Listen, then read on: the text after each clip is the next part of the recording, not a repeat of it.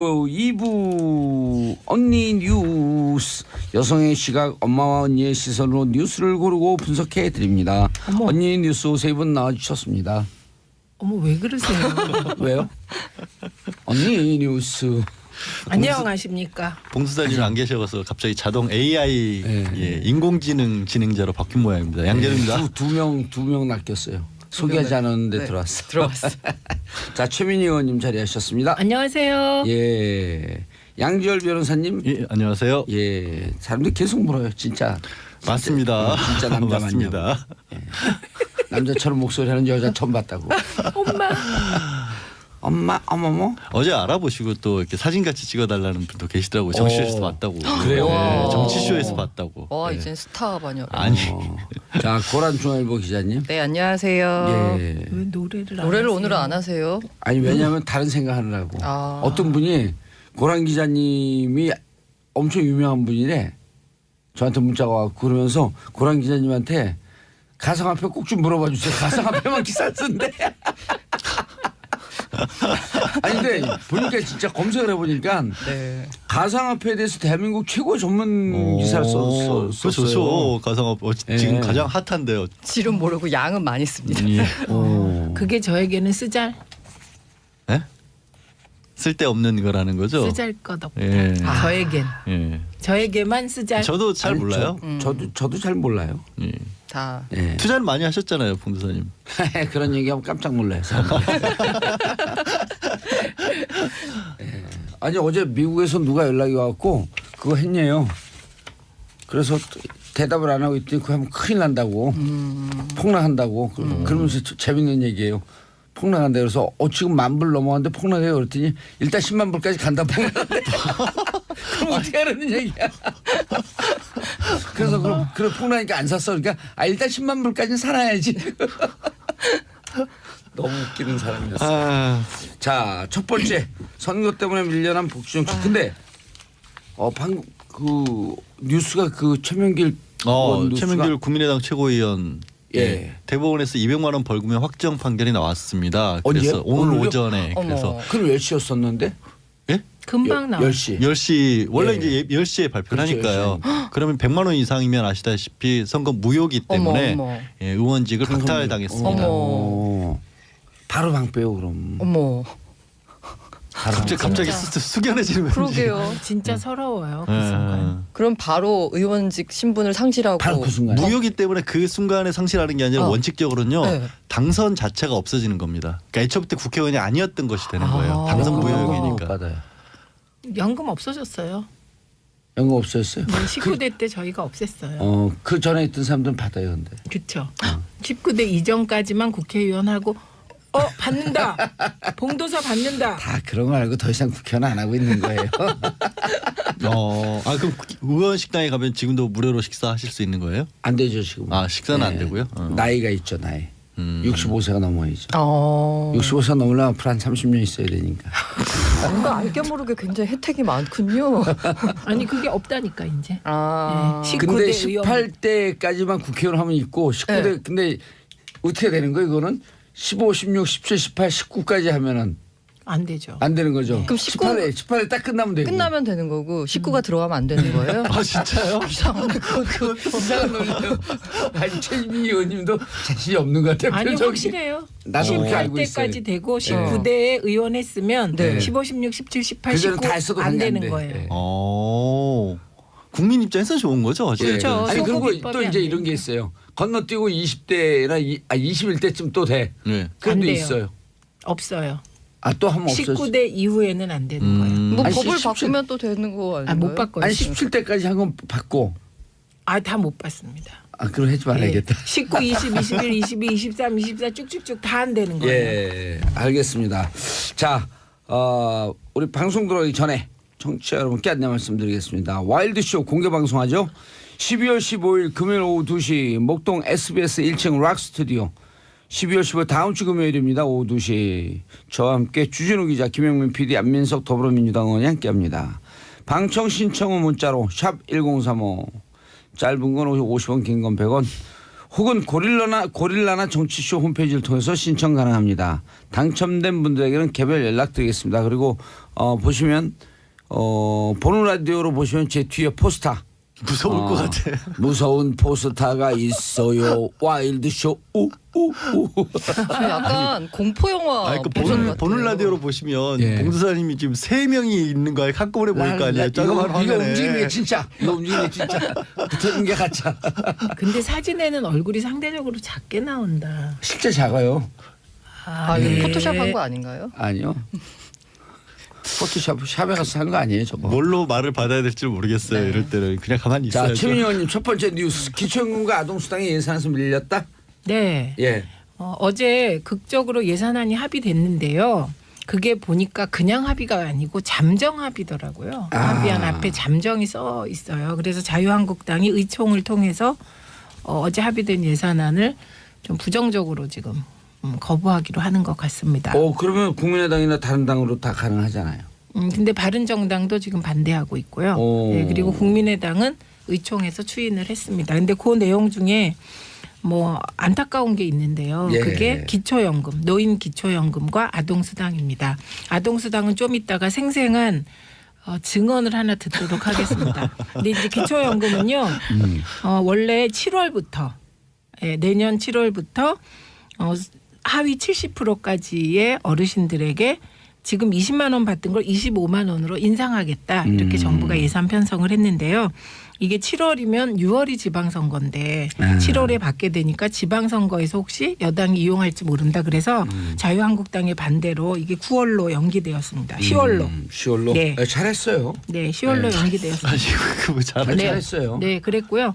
그다음에 이제 아동수당의 경우는 그 정부 안은 이게 모든 아동들에게 부모의 소득과 상관없이 월 10만 원을 일률적으로 지급하는 것이었습니다. 예. 네, 그리고 이거는 5월부터 시행하기로 했었죠. 그런데 이건 역시 10월로 밀리나요? 이거는 9월로 밀린다고. 9월로요? 합니다. 예. 네, 그런데 이 아동수당의 경우는 상위 10%는 또 뺀다고요? 네, 상위 10%를 뺍니다. 근데 그 상위 10%의 기준이 뭐냐면 재산 6억 6천만 원. 그다음에 이상? 예, 부부 합계 732만 원 월소득. 입니다. 그러니까 여기에 해당되는 분들은 10만 원의 아동수당을 못 받게 되는 거죠. 그래서 그 민주당 입장에서 보면 보편적 복지의 틀이 무너진 거죠. 예, 무너진 거죠. 그래서 이것을 우원식 원내대표가 살이 뜯겨 나가는 아픔을 느꼈다. 이렇게 표현했습니다. 그런데 이 아동수당과 관련해서는 이게 숨겨진 1cm의 피해가 또 있더라고요. 상위 10%에게. 이 얘기를 우리가 오늘 예를 들어주시기 위해서 특별히 모신 어머니가 한 분 계십니다. 네. 안녕하세요. 어머니가 네, 5살, 3살 아이를 둔 맞벌이 자녀 마포구에 사는 고란입니다. 예, 얼굴은 네, 좀 어서 모자이크 오세요. 처리했어요. 예. 음성도 지금 변조했어요. 본 목소리 아니죠? 아, 제가요 아동수당을 폐지한다 그래서 그냥 예. 그런가 보다, 그냥 10만 원을 못 받는가 보다 했더니요, 사실 애들 더 많이 낳으라고 소득공제해서 6세 이하 자녀가 있으면 연 15만 원 월 연 세액공제가 있었거든요. 그런데 예. 그거 세액공제를 아동수당 준다고 없앤다는 거예요. 그러면 15만 원이 없어지고 10만 원도 못 받으니까 25만 원을 손해 보는 거거든요. 근데 맞벌이 자녀 기준이 월 상위 10%가 730만 원이면 웬만한 맞벌이는 다 해당되는데, 아니 일하면서 애들이나 키우는데 그걸 돈을 안 준다고. 이런 안타까운 사연이 예. 있습니다. 근데 25만 원이 날라는 거예요? 여기서 확실한 거 네. 2021년부터 두 자녀부터 15만 원 세액 공제가 없어지죠. 아니요, 당장 내년부터 없어지고요. 이게 점차적으로 하나니까 목소리 돌아왔어요. 점차적으로 없애는 거기 때문에 일단 내년부터는 이제 두 자녀가 없애는 거고 2021년부터는 한 자녀도 없애버리는 겁니다. 근데요, 중요한 것은 세액공제 15만 원? 그게 더 네. 크네. 그렇죠. 그러니까 손해까지 보는 건데, 근데 중요한 것은 이게 오해하시면 안 돼요. 이건 박근혜 정부가 결정한 겁니다. 미리? 네, 이미 결정돼 있던 겁니다. 세액공제를 없애겠다는 거예요? 네, 그래서 이게 그 파동 날 때 지난번에 왜 세액 공제하고 13일에 월급, 13월에 월급 없어진다고 파동 한 번 났잖아요. 예. 그때 이제 세제 개혁에 이게 들어가 있었던 아니 겁니다. 근데 애들 많이 낳으라고 온갖 지원책들 뭐 네. 정부 돈 뭐 몇 조를 쓰는데 왜 그걸 깎아요? 80조로 썼다는 거 아니에요 이제까지? 근데 이거요 민주당의 입장에서는 이런 세액공제는 되살리고 싶습니다. 근데 지금 여소야대 형국이기 때문에 여의치 않습니다. 그러니까 이제 한 가지 정책 출산 장려라는 이게 한 가지 정책 방향이 있으면 그 정책 방향에 맞게 세부 정책들이 다 나와야 되는데 이렇게 미스매치되는 게 굉장히 많거든요. 그러니까. 이 경우에도 애를 아, 많이 세공제 낳으라고 큰데, 하면서. 이거 진짜. 네.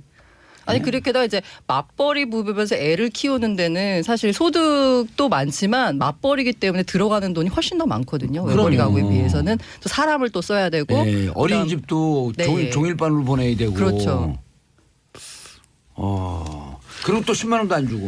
예, 그래서 대부분의 이제 맞벌이 부부가 월 10만 원 안 받는 건 뭐 그래 이렇게 하다가 세액공제 15만 원을 마치 받던 거를 뺏기니까 그렇죠. 이거야말로 생살이 뜯기는 세액공제도 월 거품이죠. 15만 원이? 아니 그건 연이요. 연, 그렇죠. 네. 아, 연이군요. 네, 그건 그럼요. 연입니다. 그러니까 이제 월 10만 원 안 받은 게 120만 원. 그러니까 한 달에 25만 원이 날아가는 게 아니고. 아, 그건 아닌데요. 예, 예. 125만 원. 세액공제는 15만 원. 죄송합니다. 135만 원. 세액 135만 원 못 받아봤어요. 받는 거죠. 예. 아 근데 그게 상징성이라는 부분이 네, 분명히 맞아요. 있는 것 같아요. 이게 돈도 돈이 크지만 누구에게는 이게 정말로 상위 10%라는 얘기를 들었을 때는 처음에 저도 야 정말로 경제력이 넘치는 분들 대상으로 했나 보다라고 생각을 했는데 고란 기자가 경제력이 넘칠 정도는 아니잖아요. 저희가 봐서 알지만 아니 예를 들어갖고 지금 그 부부 합산 수입이 월 얼마라고요? 700 그게 732만 세전 원. 기준입니다. 아, 세전 기준이요? 네, 예.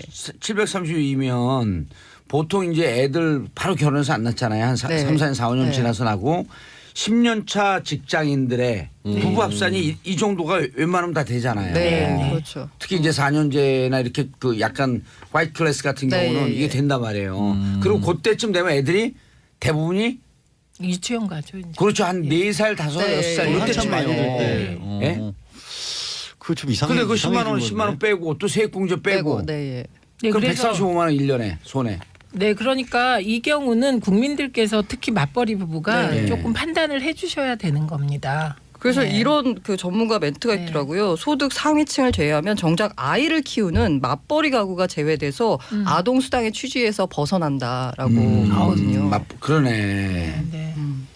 아니 상위층을 왜 근데 10%를 그런 식으로 계산을 하게 된 거죠? 저는 그걸 전혀 몰랐어요. 소득 그렇게 기준으로 따지니까 소득 10%가 기준으로 소득을 따지니까 그렇게 되는데 맞벌이 상위 10%를 빼자 이렇게 이제 네, 된 자유한국당에서 거예요. 예, 그걸 이거는 주로 자유한국당 주장이에요. 그러니까 이제 그걸 자유- 적용하니까 732만 원. 그 보편복지에 대해서 가장 이렇게 반대하는 논리 중에 핵심적인 단어가 야 이재용 아들도 봤냐? 그러니까요. 라는 논리잖아요. 저도 그렇게 생각했어요. 이재용 아니 윤영희 님이 서민은 맞벌이도 500만 원 벌기 힘들어요. 물론 이 말도 네. 이 말씀도 그것도 맞는데 맞네.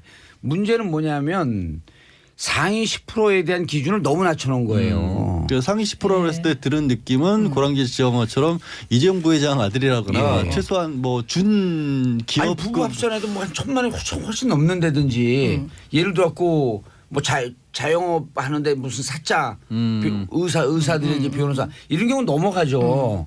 예, 근데요 이게 그 여당에서는 예. 그 모든 아동에게 10만 원씩 줘야 한다. 왜냐하면 아이는 부모가 낳지만 키우는 건 국가가 책임지고 사회가 책임진다. 이 의미가 다른 거죠. 예, 완전히 의미가 달라서 원칙이 깨졌기 때문에 지금 문제가 되고 있습니다. 이에 대한 비판을 피할 수 없는 거고요. 그러나 또 그 야당 입장에서는 뭐하러 그 상위 10%의 그 아동수당을 주냐 이런 논리였고요. 그래서 지금 여야가 싸잡아 비판을 받고 있습니다. 그러니까 소득을 기준으로 해서 이런 거잖아요. 말씀하신 것처럼 왜 골고루 그러니까 따지지 않고 주냐면 사회적 국가적 책임이라는 걸 일단 강조하고 그다음에 소득에 따른 차이는 세금으로 내겠다. 그렇죠. 그래서 이번엔 실제로 고소득차에 대한 조정도 있었고 법인세도 올리기로 하긴 그렇죠. 했잖아요. 예. 그러니까 그 두 개는 별개의 문제인데. 맞아요. 예. 근데 우리도 여기서 뭐 아이 양육과 관련된 얘기를 여러 번 했지만 그때마다 나온 얘기가 아이 잘 키울 수 있게 하는 부분은 일단 뭐 부의 뭐 빈부를 떠나서 다 네. 사회가 책임져 주자라는 쪽으로 가야 된다는 거 아니겠어요. 그때 네. 그걸 차이를 줬다는 게 저는 진짜 아니, 이상한데. 그리고 저도 보편복지를 찬성하는 입장에서 그 여당 쪽에 약간 불만인데요. 네. 이 대중을 국민을 이렇게 설득할 만한 그렇게 확실한 논리라고 해야 되나? 그런 진영 논리를 확실히 펴지 못한 것 같아요. 지금 이 논리가 그 누구죠 이분이? 저 양철이 양절 변호사님 논리가 지금 맞는 게 그 소득 상위 그 구간 설정을 하면서 네. 40에서 45% 올리고 세금을 올리잖아요. 네. 세금을 올리는 부분에 대한 국가의 그거에 상응한 응당한 그 복지는 보편적 복지로 가야 된다. 이 논리가 딱 맞아요. 아, 세금을 맞는데. 올려버리잖아요. 근데 민주당이 저는 설득을 잘 못하고 있다고 생각하는 게 야당이 한마디 야 이재용 아들도 해줘? 라는 게 한마디면 사람들이 야 그래 맞아 라고 이렇게 수긍을 하거든요. 아니, 그러니까 보편적 복지가 그러니까 그 논리가 그 논리가 참 위력적이에요. 그러니까 그에 맞서는 아니 반박 그래 논리를 이렇게 확실히 말씀드려 이재용한테 세금 더 많이 내라 그래 이렇게 말씀하면 되는 거거든요. 더 많이 내고 있어요. 많이 실제로. 내고 내고 있죠 있고. 이번에. 예, 더 많이 내라 이렇게. 더 많이 내길 바라는데 홍보가 잘 안 되는 누군가는 거예요. 그런 부분을 이번에 예산안 통과 과정을 지켜보면서 주위에 이제 저도 이제 방송 같이 하시는 뭐 정치평론가나 이런 분들이 그거를 지적을 하더라고요. 그 확실히 이 복지 예산이라든가 아니면 저기 민생과 관련한 여러 가지에 관한 홍보는 새 정부에서 좀 집중을 덜 못한 것 같다. 많이 알려졌으면 이렇게 어려움을 좀 덜 겪지 않았을까라는 부분을 그거는 지적하더라고요. 새 정부가 아니라 그 민주당이 사실 홍보를 하는 거거든요. 그리고 당에서. 각 지역구에서. 근데 이제 기본적으로 처음에 홍보 플래카드나 홍보 문구를 만들 때 뭐 예산안이 통과되면 뭐 노인들께 25만 원 기초연금을 드립니다. 이런 이제 여당다운 플카를 내걸었어요. 근데 이제 거기에 자유한국당이 뭐 국민혈세 막 이런 선동적인 문구를 내걸었죠. 그런데 저는 이제 이렇게 그랬을 때 민생 예산 발목 잡기 서민은 통곡한다든지 일자리 예산 발목 잡기 청년들 통곡한다 이런 이제 그 홍보를 하자고 하는데 이 부분에 대해서 여당이잖아요. 여당이다 보니 세게 야당 공격을 못하는 정서는 확실히 있습니다. 아무래도 대화를 해야 되고 타협해야 되기 때문에. 알겠습니다. 박정금님 맞벌이도 300만 원도 못 벌어요. 6788님 둘이 합쳐 350만 원 인집도 있습니다. 자 이런 의견 보내주는 청취자분들이 많은데요. 이번 문제는 그 맞벌이 부부 수입으로 얘기한 게 아니고 다 줘야 보편적 된다. 복지로 가야 한다라고 하는 말씀을 드리고자 한 것이고요. 청취자분들의 오해 없기를 바라겠습니다. 웬만한 맞벌이 부부 500, 700 넘는다고 발언한 건 보편적 복지를 설명하려고 그러다가 말씀드린 거고요. 오해가 있을 수 있어 사과드립니다. 자 그리고요. 보편적 복지예요. 그리고 이 보편적 복지가 맞는 게요. 아까 말씀하신 대로 그렇게 뭐 이재용 아들도 혜택을 받아 그만큼 더 세금을 많이 내면 되고 일단 기본적으로 납세 의무를 지는 거잖아요. 국가에 예. 대해서. 국민은 국가에 대해 납세 의무를 지는 거고 국가는 그 납세자에게 복지 혜택을 줘야 되는 거고요. 그러면 모든 제일 중요한 게 아까 최민희 의원이 얘기한 거 아이들은 책임 키우는데 책임제. 국가의 책임과 가정의 책임이 공동인데 국가의 책임은 점차 늘려가는 게 복지의 기본 개념이거든요. 그러니까 우리가 이렇게 여기서 다뤘던 것 중에 예를 들어 비혼모 문제 같은 경우 네. 또 범죄 피해자들 같은 경우 그 아이들이 갈 곳이 없다라는 것들을 국가가 전체가 책임져 줄 수 있다는 게 극단적인 사례는 그렇죠. 극단적인 사례가 네. 아니라 사실 이런 부분들이 가장 문제인데 우리는 아직도 가정이 일차적으로 책임을 묻다 보니까 그렇게 희생당하는 경우들이 많거든요. 그걸 막기 위해서 만들어지는 게 사회 안전장치가 보편적 복지라는 거거든요. 그래서 그거는 뭘 묻지도 따지지 말고 일단 해놓고 그다음에 그걸 하는데 드는 재원은 분명히 엄청난 차이를 두고 거둘 수 있다라는 거죠. 네, 그 인구는 국가 경쟁력의 기본이거든요. 알겠습니다. 저출산 문제를 극복한 나라는 다 아동에 관한 한 보편적 복지로 갔다는 거. 예. 이분이 정답을 얘기했네. 7000님. 근데 전화번호 기가 막히게 좋은데 어떻게 샀을까 저 전화번호를. 저는 저소득층입니다. 국민은 국가의 모든 혜택을 동일하게 받고 소득 차이 세금은 더 내는 것이 좋을 것 같아요. 그러니까 진짜 부유하게 돈 많이 버는 사람이 더 많은 세금을 내는 거예요. 45% 40% 내고 그리고 아까 말씀드렸듯이 보편적 복지는 국가가 책임져야 한다. 네. 그래야지 애 낳을 거 아니에요. 그렇죠. 동일하게. 예, 비트코인 페인 양산. 아, 기도 나왔다. 들어갔네. 떴다 비트코인. 페인 양산? 페인 양산. 셋이서 술 먹으면 샴페인 되는 게 샴페인. 페인 양산 무슨 기사예요 이게? 혹시 그 비트코인 좀비라고 들어보신 적 있으세요? 네, 들어봤어요. 네. 야밤에 그 비트코인 단타 치는 사람들? 아 그러니까 이렇게 그 비트코인에 투자를 하게 되면 뭐 비트코인을 비롯한 모든 종류의 다 뭐 가상화폐, 암호화폐에 투자하면 다 이렇게 좀비가 되는 현상이 발생한대요. 왜요? 이게 왜 그러느냐? 이 그 암호화폐, 가상화폐 시장은 24시간 365일 열려 있습니다. 근데 보통 주식시장이 9시 시작해서 3시 반에 끝나잖아요. 이게 이제 한국 시장이고 미국 시장은 또 그 미국 시간에 이렇게 오픈을 하고 이러는데 이거는 저 글로벌로 돌아가는 거기 때문에 쉬는 날이 없어요. 쉬는 시간도 없고. 그렇기 계속 때문에 지켜보는 거예요? 계속 지켜봐야 되는 거예요. 사실 주식하는 사람들이 뭐 단차를 치는 사람이라고 해도 일단 3시 반에 문 닫으면 쉬잖아요. 가정생활에 전념할 수 있는데 이거는 항상 열려 있으니까 항상 보는 거예요. 게다가 가격의 움직임이 주식시장 같은 경우에는 지금 현재 상하 30%그 제한폭이 있거든요. 그런데 이거는 제한폭이 없어요. 그래서 하루에 100%를 오르기도 하고 50%를 떨어지기도 하고. 급락이 초당이에요, 초당. 근데 저같이 저는 주식도 모르고 네. 비트코인도 해본 적이 없는데 딱 드는 생각이 야 그렇게 왔다 갔다 하면 아무리 무식한 사람도 모르는 사람 저 같은 사람도 많이 떨어졌다 그럴 때 사서 올랐을 때 확 팔면 순간적으로 돈 따겠네 이런 다 생각을 그런 할 것 생각, 같아요. 다 그런 생각을 하죠. 다 그런 생각하는데요. 요때 팔면은 대개적으로 딱 팔아요. 예. 더 근데 떨어져. 계속 더 올라가. 예. 팔고 났는데. 팔고 났는데 떨어져야지. 팔고 났는데 계속 떨어지면 안 팔고 났는데 되지. 계속 더 올라가요. 그래서 네. 잘못 팔았나 다시 사. 예. 그럼 손해야. 예. 사고 나니까 또 떨어져. 떨어져. 마음을 비우고 딱 딸만큼만 따고 빠지면 그게 안 이제 돼. 안 비워져요. 그게 사람 그래서 마음이 이제 지금 벌써 그렇지 좀비가 될 네, 그 벌써 아주 좀비가 지금 돼. 그 그런 재질이 노무해. 그런 거예요? 그래서 이제 하면 안 되겠네. 밖에 그럼. 봐요. 우리 진짜 좀비. 좀비디 좋아갖고 내가 좀비다. 아니 그래서 실제로 저도 이게 이제 그 제 돈을 투자해보고 기사를 쓰는 뭐 그런 코너가 있어가지고 저도 실제로 여기서 처음에 20만 원으로 투자를 시작을 해봤어요. 비트코인을 사서. 1860배 뛴다는 그때 7년 전에 7년이 아니고 연초에 그때만 해도 비트코인이 100 몇만 원 하던 시절이었거든요. 예. 지금은 참고로 1,300만 원 정도 합니다. 그러면 돈 엄청 얼마 번 벌었겠네요? 거예요? 자, 그래서 여기서 그래서 엄청 재벌이시겠네. 지금. 그걸 예. 갖고 있었어야죠. 근데 중간에 팔아 좀 올랐으니까. 뭐 그런 경우도 많이 있고. 근데 처음에 정말 투자를 시작하니까 저는 그때만 해도 몰라서 처음 하니까 몰라서 9시에 시작해서 3시 반에 문 닫는 줄 알았어요. 아니 기자입니다 지금 이분이. 처음 해보니까. 예. 근데 이렇게 스릴 넘치는 얘기를 딱 끊었다 있다가 하면 안 될까? 네, 반갑습니다. 자, 3부 뒤 3부에 계속 돌아오겠습니다. 채널 정봉재 정치쇼 3부 순서 들어가겠습니다. 자, 비트코인 좀비 좀 정리해 주시고요. 계속 예. 하시죠. 예. 계속 들여다보고 있어요. 처음에 딱 투자를 해서 주식시장처럼 9시에서 그 3시 반에 문 닫는 줄 알고 안 봤어요. 그다음에는. 예. 그런데 어느 순간에 한 밤 9시쯤인가 열어봤는데 가격이 제가 그때 본 가격하고 달라진 거예요. 이게 뭐냐? 그래가지고 거래소 그걸 소개해줬던 담당 대리한테 전화를 했더니 기자님 이게 사실은 24시간 거래가 됩니다.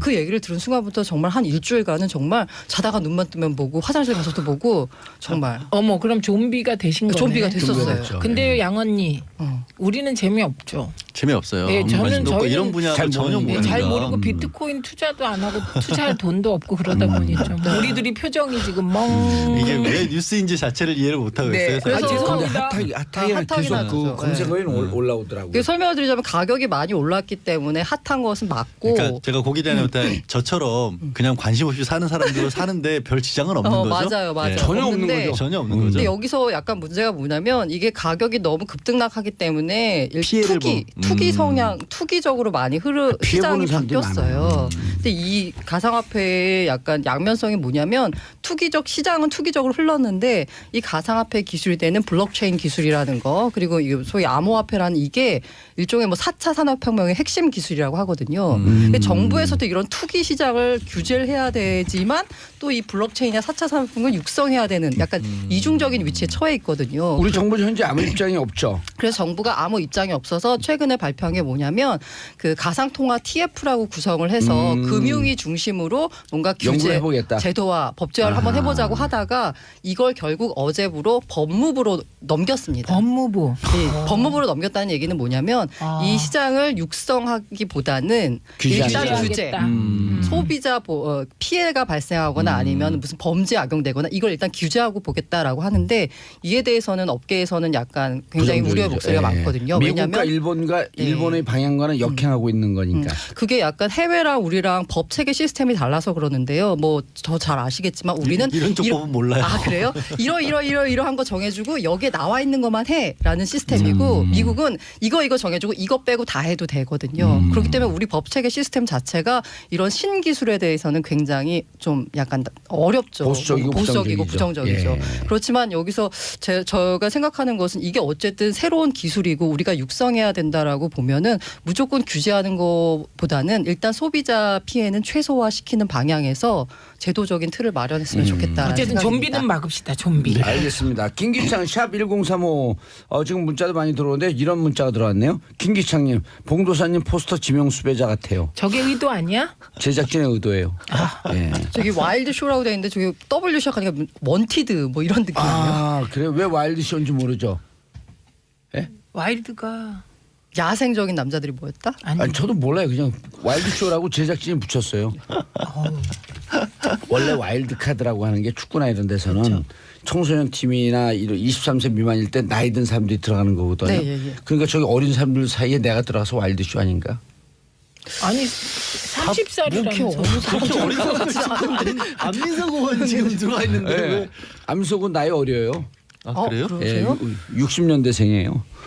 60년대생 어린 거 이것도 무슨 얘기를 하시는 거예요? 자 양지열 변호사님 스토킹 사건? 예, 그러니까 스토킹 사건이 끊임없이 있는데 어제 새벽이죠. 그러니까 윤태진 아나운서라고 스포츠 좋아하시는 분들은 네. 야구나 뭐 축구 이런 경기 관련해서 보신 분들이 계실 거예요. 많이들 좋아하시는 분이고 여자분이에요, 남자분이에요? 여자분입니다. 오, 여자분인데 남자 이름인데. 예, 2015년인가 프리랜서 선언하고 나와서 여러 가지 활동도 많이 하고 계신 분인데 예.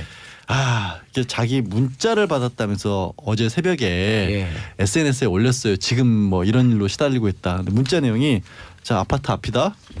안 자는 거 안다. 불 켜져 있네. 어머나. 당장 나와라. 어머.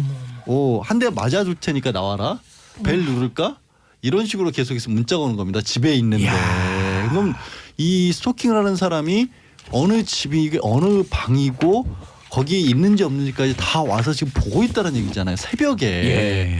얼마나 무서웠겠어요. 그러면서 이제 이게 처음도 아니었던 모양입니다. 처음도 아니어서 이 정도면 사실 법적으로 봤을 때도 협박이 명백해 보이거든요. 거의. 이거는 새벽에 누가 이런 문자 들어오면은 밤잠을 이룰 수가 있겠어요. 그러니까 적극적으로 아직 뭐 형사고발을 했는지는 밝혀지지 않았는데 예. 또 하나의 뭐 연예인 스토킹 사건이 이뤄졌고 사실 연예계에서는 굉장히 이런 일들이 많았지 않습니까? 지금 뭐 담적인 예로 하나 떠오르는 게 걸그룹 에이핑크라고 아세요? 예. 네. 근데 에이핑크라는 그룹 같은 경우에는 영국계인가 캐나다인가 한국 사람이 가는 데마다 폭발물을 설치했다고 네? 협박을 해가지고 뭐 이거는 또 너무 황당한 게요. 일본에 가서 콘서트를 한다 그러면 일본 공연장에 그 얘기를 하고 뭐 개별적으로 멤버들이 어디 방송에 출연하면 그 방송국에 연락을 하고 그러는 바람에 이 사람 같은 경우에는 체포는 안 되는데 인터폴의 적색 수배까지 내려질 정도의 그런 사건들도 있어서 이게 정말 그냥 어떤 해프닝 내지는 연예인 분들이 뭐 방송 같은 데 나와서 누가 저 계속 따라다녔어요라고 고백하는 그런 수준에 끝나지 않는 시대가 된 것 같아요. 왜냐하면 시대가 발전을 하면서 이 추격할 수 있는 기술들도 많이 발전했잖아요. 그러니까 연예인들 일정 같은 것도 이제 소속사에서는 알려야 되니까 알리는데 그러다 보니까 또 이게 한두 사람끼리 추격을 하기 시작하면 그야말로 그 뭐 저 진짜 연예인들은 뭐 개인적으로 숨 쉴 공간도 없는 그런 일이 벌어지는 거죠. 그런데 이 스토킹 처벌이 무척 그 수위가 낮다는 거 아니에요? 스토킹 자체만으로는 처벌이 처벌하기 어렵죠. 불가능해요. 이게 논의됐다가 논의됐다가 예, 없고요. 늘 지금 이제 없어진 거고. 뭐가 있냐면 이게 우리뿐만이 아니라 해외에서도 처벌이 어려운 걸로 알고 있습니다. 현실적으로 어려워요. 그러니까 네. 스토킹을 하다가 잠재적 범죄잖아요. 그렇죠. 지금 말씀드린 것처럼 밖에서 보고 있다 나와라는 정도가 되면 이거는 공포감을 조성할 정도니까 협박이라도 가능한데 아무것도 안 하고 그냥 멍하게 정말 좀비처럼 따라다닌다. 근데 이게 무서운 게 뭐냐면 스토킹 좀비. 스토킹을 하는 사람들의 심리에는 나중에는 그 사람과 자기가 가깝다는 심리가 생긴대요. 네. 그러니까 자기 혼자 머릿속에서 가상의 연애를 하는 거예요. 그래서 상대방은 전혀 모르고 있는데 어느 날 갑자기 뭐 방에 들어와서 침대에 누워 있는다든가 이런 일이 생기는 거예요. 아니 그러면서 너무 무섭게 자기는 자연스럽게 너는 그러니까 3년을 예를 들어서 단적인 3년을 스토킹을 하다 보면 3년 동안 사귄 것처럼 생각이 든 거예요. 그럼 그래서 정신병이잖아요. 그렇죠. 난 그거 느껴봤어요. 근데 그렇게 된다는 거예요. 나 그거 느껴봤어요. 예를 들었고 그 어떤 사람의 책을 한 사람 책을 집요하게 계속 읽잖아요. 네. 마치 교감을 하고 있는 것 같아. 그런 그 일이 사람하고. 벌어진대 머릿속에서. 그러니까 사람의 책은 머리는 정서적 교감이지만 침대 옆에 누워 있는 거는 그러니까 제가 너무 그래서 극단적인 예를 들었나요? 아니 내가 뭐 아니 근데 뭐 남자 아이돌 같은 경우 그 소위 사생 팬이라고 하죠. 네. 그런 팬들이 네. 갑자기 집에 들어와 있어서 막 깜짝 놀랐다. 실제로 그런 일도 있어요. 그런 말들 하기도 하잖아요. 근데 이제 이게 연예인들에서만 그치는 게 아니라 이제 남녀 관계에서도 이런 일이 이어지는데 아까 지적하신 것처럼 처벌을 어떻게 하느냐로 했을 때 몇 해 전에 시달리다 못해서 이런 일들이 많으니까 경범죄 처벌법에 하나 들어가긴 했어요. 그래서 경범죄. 네, 두 번까지 쫓아오지 마라 그랬는데 세 번째도 쫓아오면 신고를 하면 8만 원 과태료. 아니 근데 그 8만 원 내고 난 또 진짜 쫓아다녀. 궁금한 게 있는데 이거 물어봐도 될까 모르겠네. 우리 방송에서 약간 그 수위가 높긴 한데. 조절해서 말씀해 주세요. 아니 괜찮아요. 물어봐도 왜냐면 이거 궁금한 사람들 많을 것 같은데 보복 그 사귈 때 찍어놓은 무슨 동영상 이런 걸 갖고 네.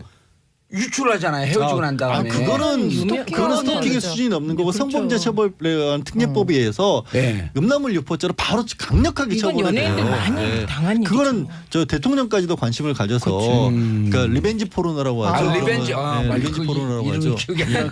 그래서 그건 영상이건 사진이건 근데 이거는 리벤지 포르노. 그렇게까지 확실한 범법 행위로 나가면 괜찮다는 게 막을 수가 있는데 그러니까 괜찮다는 그러니까 그때부터 예. 확실히 처벌이 가능한데 예. 지금 제가 말씀드린 것처럼 뭔가 일이 분명히 벌어질 것 같은데 일을 벌어지진 않고 그러니까 이 공포감은 엄청나게 들고 그래서 이거를 사람이 공포감을 느낄 정도의 수준이 되면 예. 실제로 사건으로까지 이어지기 전이라도 막아야 되지 않느냐 논의가 이루어져야 된다는 거죠. 조현주님 딸 둘을 키우는 입장에서 정말 무섭습니다. 누군가 지켜보고 있다는 게 소름 끼칩니다. 그런데 이런 부분에 대해서 이렇게 긴장감 높으면서 지난 정권 9년 동안 국민들을 샅샅이 지켜보고 있었거든요. 사찰하고. 그렇죠. 그거 더 무섭죠. 그런 정권에 대한 분노가 더 커야 되는 그래서 거예요. 쫓아냈잖아요. 쫓아냈나요? 국민들께서 아니 먼저 정부는 전전 정부는 못 쫓아냈잖아요. 뭐 그럼 쫓아놓이죠.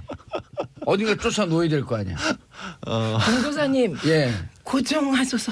그러면 그 현실적으로 예. 뭐 이런 스토킹 범죄를 막기 위한 방법은 없는 근데 건가요? 이런 이게 지금 윤태진 아나운서도 그런 방법을 취했는데 증거들을 일단 혹시 흔적을 남기거나 네. 이 사람들이 집에까지 들어오는 경우들도 있거든요. 없을 때.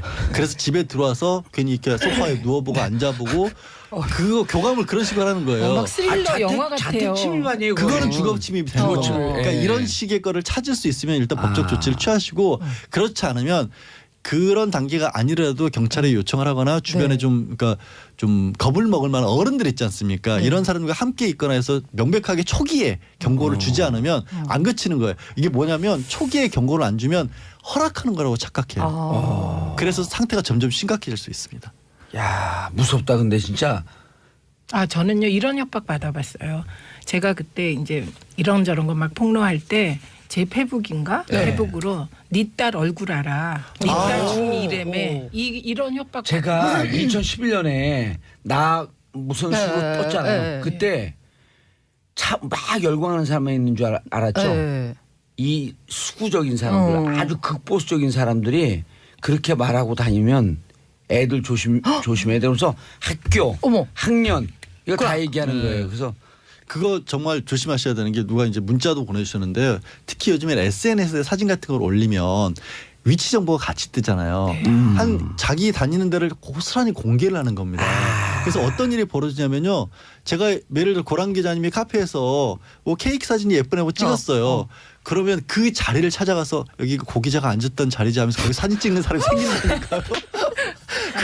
그렇게 스토킹을 하는 거예요. 오 너무 무섭다. 아니 경험에서 나오는 아니 그게 아니라 더 이상 하면 안 되겠어요. 아니, 꼭 그게 아니고 방법을 알려주는 느낌.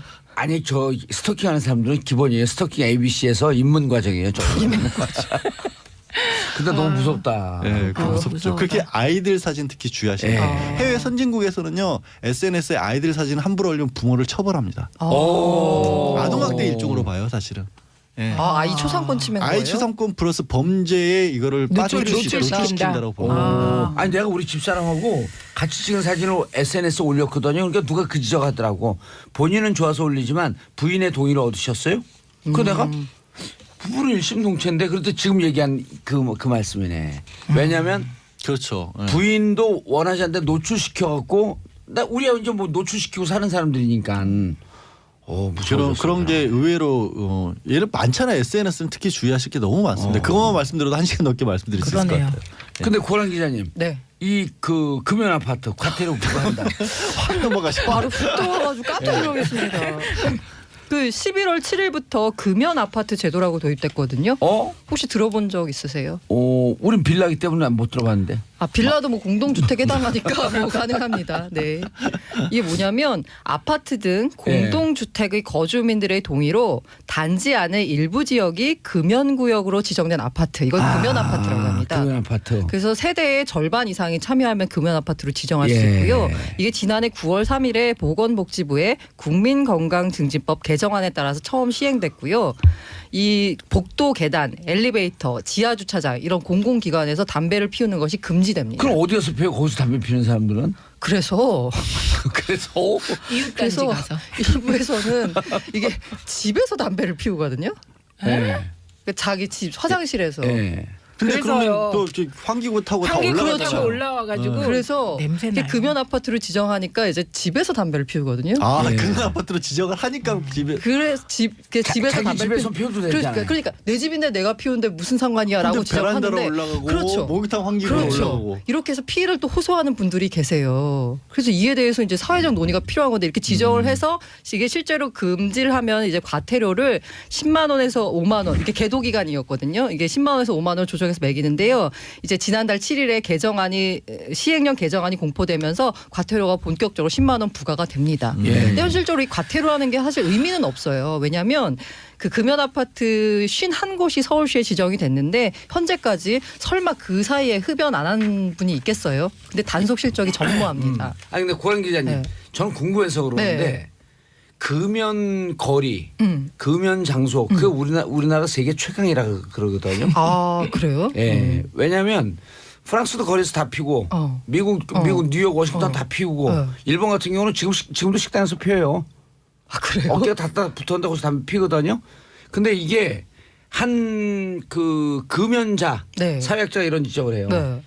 저게 전체주의적 산물인데 왜 진보 진영의 그 자치단체장들이 금연거리 지정해놓고 경축 이런 거 하냐? 그 옛날에 군사 독재 정권에서 하던 시절에 하던 거다. 너무 금연이 많고 자기도 담배를 피우지 않지만 흡연자들의 권리도 중요한데 너무 과도하게 많이 해놓고 그 사회 전체적으로 너무 부추기는 경향이 있다. 그게요 순기능도 있고 역기능도 있는데 규제라는 게 다. 그런데 저는 개인적으로 아침에 머리 싹 감고 깨끗하게 화장하고 나오는데 앞에 남자분이 가다가 담배 훅 해갖고 머리에 담배 냄새 날 때 진짜 싫어요. 싫죠. 그리고 아니, 그러니까 간접 흡연 때문에 그런 건데. 네 맞아요. 근데 그게 좀 과도하다는 주장에 대해서는 어떻게 생각해요? 과도하다는 주장. 난 전체주의적 산물이다라고 하니까 딱 가슴에 오더라고. 전 담배 안 피거든요. 그거는 저도 상당 부분 공감하는 게 저는 몰랐던 게 그 정부에서 계속해서 금연 정책을 많이 펴고 있으니까 실제로 담배 피우는 사람이 굉장히 적을 줄 알았어요. 근데 올해 통계를 보니까 남성의 경우는 40%가 여전히 유지가 되더라고요. 근데 그러면 대한민국 남성의 40%가 여전히 하는 좋은 일이고 나쁜 일이고 그런데 정책을 보면 너무 일률적으로 확 막아버리거든요. 그러니까 숨통을 안 터주고 막는데 거기에 반발을 하래요. 이거 되게 신기한 일이에요, 사실은 진짜. 그게 에티켓으로 해결할 일이. 그렇죠. 그리고 비흡연자 입장에서는 사실 길거리에서 담배 피우는 것도 뭐 그게 전체주의 산물이라고 하는데 어떻게 보면 이제 공익?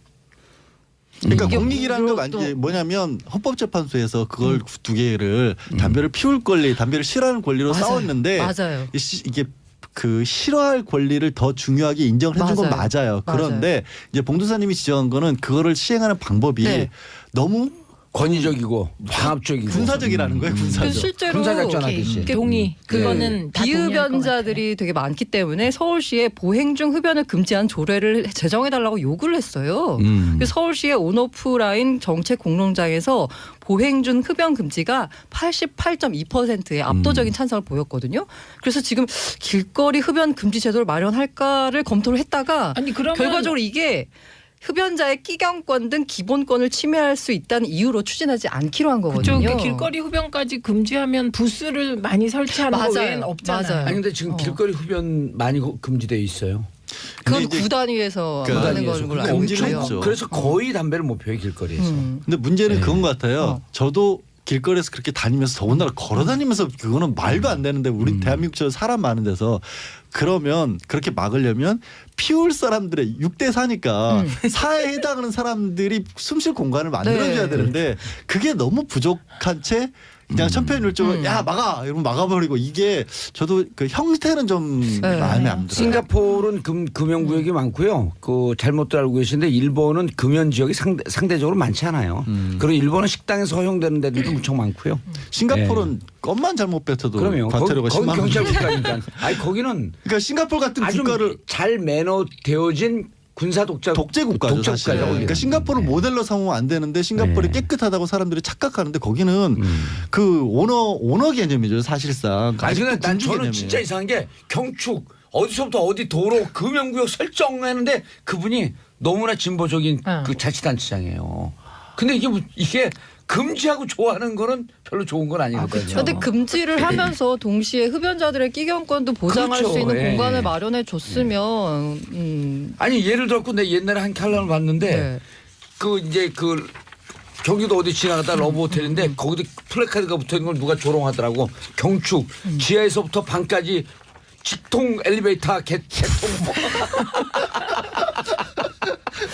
이게요.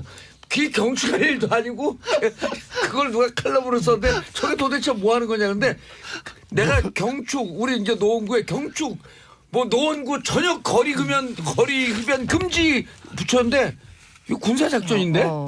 그러니까요. 근데 그것도 그건, 예. 보장해 주면서 이거는 무슨 이렇게 법적인 문제로 그냥 해결하기보다는 볼 수도 정말 없어요.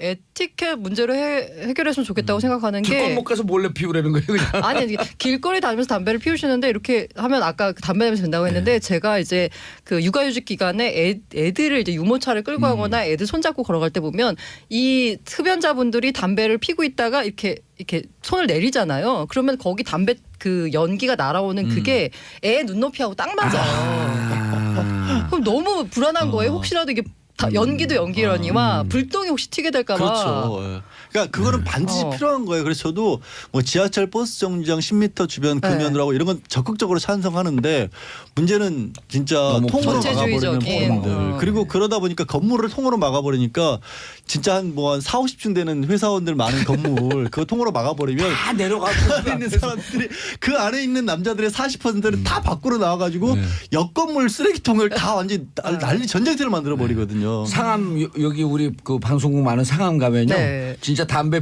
좀비들이 있습니다. 근데 5, 60명 모여갖고 근데요, 저는 남성들이 담배 피러 가자 그래갖고 회의하다가 담배 피러 가자 그래갖고 나가가지고 결정을 변복하고 오는 걸 너무 많이 봐가지고. 근데 최민희 의원님 여성 흡연율이 더 높은 거 아세요? 아니에요. 그건 아니에요. 그건 한 아니고. 20에서 25% 증가율이 네. 증가율이 좀 높지. 네. 예. 여기 담배 피는 분들 한 분도 안 계시잖아요. 그 생각보다 많은 사람이 여성분들도 피우기 때문에 최 의원님이 말씀하신 것도 자칫하면 제가 뭐라 그랬는지 까먹었어요. 아니 그래서 아니 어쨌든 간에 무슨 아니 그게 아니라 그 지적하고 싶은 거는 다 같이 모인 자리에서 결정이 됐고 일부 그 회원들만 빠져가지고 있는 자리에서 결정하는 건 문제라는 그렇죠. 거죠. 맞아요. 그게 상관없는 얘기잖아요. 제가 여성이건 남성이건 오락 기자님 제가 무슨 얘기했는지 까먹었어요. 아니 근데 그래서 그 금연 정책 좋은데 너무 군사 작전 하듯이 네. 획일적으로 몰아붙이고 있고 그거는 또 아니다. 피우는 사람들을 피울 수 있는 장소를 해주면서 같이 막아줘야 되는데 네. 이렇게 하지만 막다고 동시에 피우시는 분들도 예. 더 주의해야 하고. 더 주의를 좀 그런 해주셨으면 해야죠. 하는. 근데 네. 담배 피우는 사람들이 금연 대통령 뭐 탄핵하자 이러면 어떡할 거예요. 우리 정책 그것도 무슨 말씀이세요? 담배 피울 권리를 줘라 막 그러면서 아니 그 트럼프 담배 피우지 않을까? 어머, 저 몰라요. 트럼프가 술은 확실하게 안 마시는데 담배는 피울 가능성이 있어요. 술은 형이 알코올 저 중독으로 다음 뉴스 사망을 해서 할래요. 예, 다음 뉴스 하세요. 이제 거의 끝나가는데 뭐. 네, 그래도 할래요. 예. 서울대 교수님 한 아, 분이 이거 너무 황당한- 이거 너무 치사한 일이 벌어졌는데요. 네. 10년 동안 자신의 논문 43편에 아들 이름을 함께 등재시켰다고 합니다. 오. 그러니까 이 아들은 아들이 엄청 똑똑한가 봐요. 예, 중고생들인데 네, 천재인가 그런데 봐요, 천재. 아인슈타인. 이 교수가 어떻게 해명을 했냐면 자주 연구실에 와서 거들어서 연구원이 이름을 넣어준 거다 이렇게 얘기했는데 저도 가서 거들고 싶네요. 예, 경찰이 내사를 받자 사직서를 제출한 상태인데요. 예. 처음엔 이 서울대 교수 혼자 끔찍하게 자식 사랑을 하는 줄 알았더니 그게 아니었습니다. 다른 교수도 교수들도 있어요? 네, 그래서 이게 학술 사이트를 통해서 한 신문이 이게 이제 확인한 건데요. 예. 이게 주로 좋은 데예요. 서울대, 포항공대, 연대, 전국 주요 대학 교수를 포함한 10명 정도가 중고생 10명이 총 24편의 논문을 발표한 것으로. 그런데 이들은 첫 논문 제출 평균 연령이 몇 네. 살이게요? 만 16.4세입니다. 천재인가 와. 봐요. 천재. 그런 사람들 왜 노벨상 안 줘? 그러게요. 그런데요, 그게 보통 논문이 아니에요. 적극 육성해야 되는 거 보통 아닌가요? 엄청 깐죽거린다. 그러니까 SCI급 논문 그럼 알아주는 거잖아요. 그렇죠. 다른 네. 데서 인용을 할 정도의 수준이라는 네. 거예요. 그렇죠. 과학기술 논문 네. 검색이 되는 건데요. 그거를 16살이 썼어요? 네, 이것을 쓴 육성해서- 아이도 있습니다. 와. 첫 번째 우리 네. 노벨상 네, 수상자. 아이도 있어요? 네, 아이가 중학생 있습니다. 오. 예, 그런데 이제 이런 일을 해놓고 교수님들이 해명한 게 더 웃겨요. 오. 예, 해명의 유형이 몇 개인데요.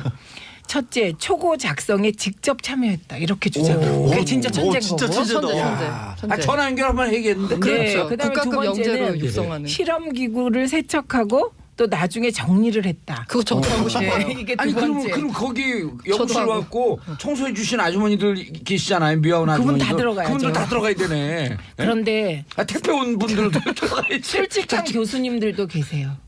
스펙 때문에 할 수 없었어요. 이게 진짜겠죠. 그게 진정한 거죠. 그게 진짜겠죠. 아이들 스펙 올려주려고. 예, 그리고 실제로 몇몇 대학 입시에 몇몇은 활용했다고 합니다. 특히 자소서에 논문 공저자로 어머머. 이름을 기재했다고. 그건 범죄인데. 아니 그걸 공저자로 한다고 또 그 대학을 스펙으로 인정을 해줘요? 그것도 웃기다. 네. 정말 이런 일이 벌어지다 보니 기회는 평등하고 과정은 공정하며 결과는 정의로워하는 대한민국이 아무도 이 지도급 인사들을 믿지 신뢰하지 않는 않죠. 상황이 네. 된 것 같습니다. 아니 지금 마지막에 그 케이스 있잖아요. 스펙용으로 논문에 네. 공저자로 올라갔고 그거를 이용해서 대학에 들어갔다라면 이건 정유랑 뭐가 달라요? 아, 그렇죠. 정의라 다를 거 없는데 근데 이제 문제는 그 청탁으로 인해서 부정 입사한 경우에 그 결과에 대해서 손을 못 대잖아요. 지금 우리 제도가. 부정 입사한 것도 처음에 정의라도요. 지금 문제가 되니까 아웃시켰잖아요. 대학교에서는 이미 입학한 거 어쩔 수 없다 그랬어요. 이대에서 처음에. 그래갖고 고등학교 졸업 자격이 되느냐 안 되느냐 했고 먼저 고등학교를 제적을 시켰어요. 예, 이게 이제 이 논문으로 대학 스펙을 쌓은 경우잖아요. 네. 이게 아니고 각 대학에 이제 왜 내가 나온 대학교인데 동문 입학 그래갖고 특혜로 들어가는 그 그게 그렇죠. 한국에도 있어요? 예, 있다고 합니다. 한국에. 오. 예, 그래서 그건 동문 한국에는 없는.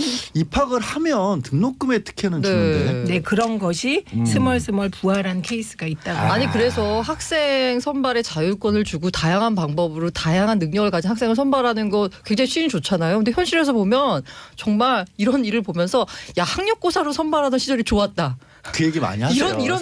말씀들을 가장 하세요. 공정하니까. 그러니까요. 저는 고란 기자의 한 표. 예. 저희 아니, 집사람도 그쪽에 한 표를 항상 강조하더라고요. 지금 네. 학종이라고 하잖아요. 학생 네. 종합기록부. 그게 정말 그게? 엄마가 부지런해야지 뭔가 만들 수 있는 엄마가 거잖아요. 그걸 해요? 그럼 엄마는 천재예요.